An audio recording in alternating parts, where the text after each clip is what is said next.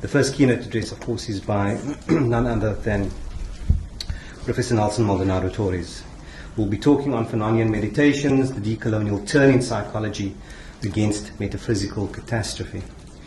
So it gives me great pleasure to introduce Nelson to all of you. Some of you have met him before. He's been around in South Africa on several occasions and has spoken at a number of institutions and also in the kind of public intellectual space more broadly. Nelson Maldonado Torres is a professor in the Department of Latino and Caribbean Studies, a member of the core faculty of the Comparative Literature Program, and faculty affiliate in the doctoral program in Women and Gender Studies at Rutgers University, New Brunswick. A former president of the Caribbean Philosophical Association from 2008 to 2013, Nelson specializes in transdisciplinary decolonial thought, race theory, and in the work of the Caribbean and African philosopher and psychiatrist Frantz Fanon. He has been director of the Center for Latino Policy Research at the University of California, Berkeley from 2009 to 2010, and chair of the Department of Latino and Caribbean Studies at Rutgers from 2012 to 2015. He's a board member of the Frantz Fanon Foundation in Paris, France, and honorary member of the Fausto Renaga Foundation in La Paz, Bolivia. His publications include Against War, Views from the Underside of Modernity, from Duke University Press, and a collection of essays compiled by the Universidad de la Tierra in Chiapas, Mexico in 2011. He has guest edited 2 issues on mapping the decolonial turn for the journal Transmodernity, and is currently working on 2 book projects, Theorizing the Decolonial Turn and Fanonian Meditations.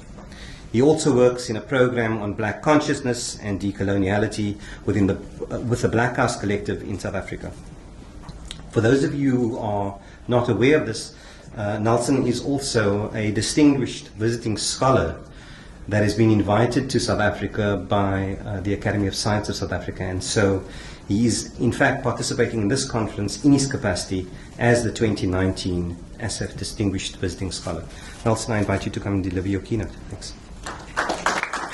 Thank you so much for the introduction and the kind invitation to this wonderful event. I want to especially thank Shanaz Shufla and also Mohamed Sedat for their kindness through the years now, and their work facilitating my visit here. And of course also to the Academy of Science of South Africa and the staff in the office that also is making made it possible for me to come here. This is the first of a number of events in which I am going to be participating in the country for the next 3 weeks, and it's really a pleasure that it is one addressing psychology, decolonizing psychology. I find it very, very interesting and intriguing that we're talking about towards a decolonial psychology, and therefore I think that starting with Fanon is quite appropriate, because in a way this decolonial psychology that we're looking for in a way has been done masterfully. I'm sure in many, many different cases, but there is one that many of us recognize, meaning Frantz Fanon, and have had the pleasure of working on Fanon for about 20 years now. And what I'm going to share with you is, let me put it here, it's part of that work in progress. As it has been mentioned, Fanonian Meditations is the title of a book. It's a book also on which I have been working for about 15 years now. The first, the concept, it appears then, but of course it became more than simply a book. It became the motto of a project, long-standing project. But it's meant to also come as a book in a different form than initially intended, as a book not too long in size and quite directed for wide readership.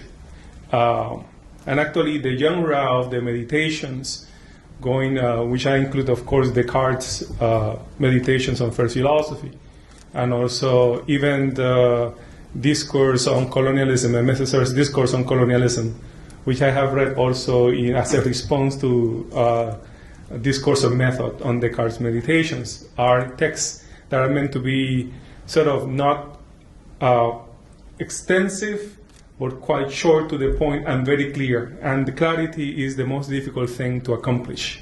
Right? Clarity and brevity are the most difficult things to accomplish.